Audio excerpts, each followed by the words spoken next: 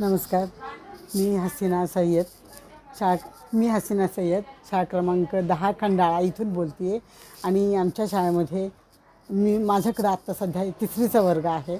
मी आता मुलांना चित्र बघून शिकणं आणि त्याचं संकल्पना आपल्याला चित्रावरून नीट मुलांना समजावून देता येते.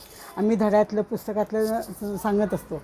3रीचा वर्ग असल्यामुळे मुलांना वाचनाचं येत असतं, पण शब्द हे इतके पटकन कळत नाही. ते चित्रातून त्यांना ते पटकन कळायचं. त्याच्यामुळे इंग्लिशचे कविता म्हणा, मराठीच्या कविता, गणितामधले पाढे, त्याचे अंकाचं उच्चारण, हे सगळं मुलांना पटकन ते लक्षात राहायला लागलं, त्यांना पटकन समजायला लागलं.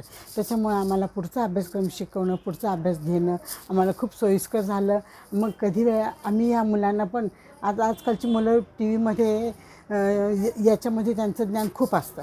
त्याच्यामुळं काय झालं, एखाद्या वेळेला आम्ही रजेवर असलो तर आमच्या वर्गात गोंधळ न होता, एखाद्या वेळेला कुठला शिक्षक त्या वर्गावर नाही गेला तरी आम्ही मुलांना सिस्टीम समजावून दिली होती.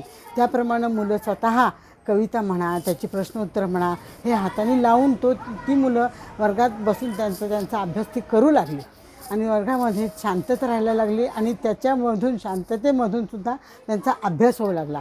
असा या संगणकाचा आम्हाला खूप फायदा झाला या अभ्यासिकेचा. धन्यवाद.